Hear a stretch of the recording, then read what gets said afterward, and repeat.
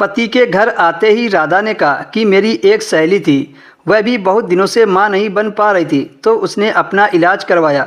जांच में पता चला कि उसमें कोई कमी नहीं है, कमी उसके पति में थी। जब उसके पति ने अपना इलाज करवाया तो वह मां बन गई। हो सकता है उसके पति की तरह आप में भी कमी हो, इसलिए मैं चाहती हूँ कि आप भी अपना चेकअप करवा लो।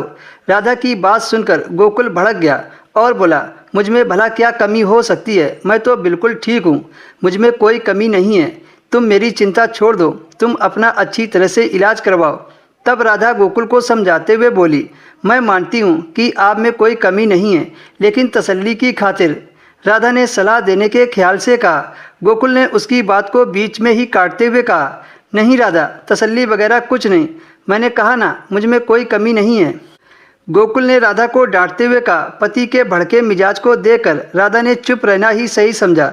शहर के बड़े से बड़े डॉक्टर से इलाज हुआ। राधा की शादी को 6 साल हो गए थे, पर उसे अभी तक बच्चे नहीं हुए थे। दोस्तों, अगर अभी तक आपने वीडियो को लाइक नहीं किया तो वीडियो को लाइक कर दीजिए और चैनल को सब्सक्राइब कर दीजिए।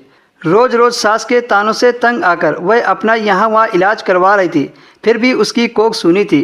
डॉक्टर के जांच से पता चला कि उसमें कोई कमी नहीं है। डॉक्टर ने बताया, शायद तुम्हारे पति में ही कमी है, तुम अपने पति को भी इलाज करवाने की सलाह दो।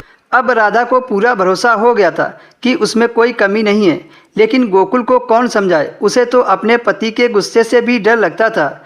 एक दिन राधा को किसी ने बताया कि पास में ही गांव के मंदिर में एक बाबा रहते हैं, जिसकी दुआ से हर किसी का दुख दूर हो जाता है।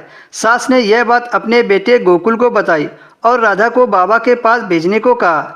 रात को गोकुल ने राधा से कहा, कल तुम मंदिर चली जाना। ठीक है, मैं मंदिर चली जाऊंगी, लेकिन मैं डॉक्टर के पास गई थी, डॉक्टर ने मुझ में कोई कमी नहीं बताई है, इसलिए मैं चाहती हूँ कि आप भी एक बार। डरते डरते राधा ने अपनी बात कही, पर गोकुल ने एक बार फिर से उसकी बात को अनसुना कर दिया और कहा कि मैं कहीं नहीं जाऊंगा, तुम कल मंदिर में चली जाना। इतना कहकर गोकुल सो गया। राधा ने भी अपने बांझपन का धब्बा मिटाने के लिए बाबा के पास जाकर उनसे दुआ लेने की सोच ली। अगले दिन वह नहा धोकर बाबा के पास गई। बाबा राधा को एक कमरे में ले और बच्चे की चाहत राधा की पूरी करने लगा।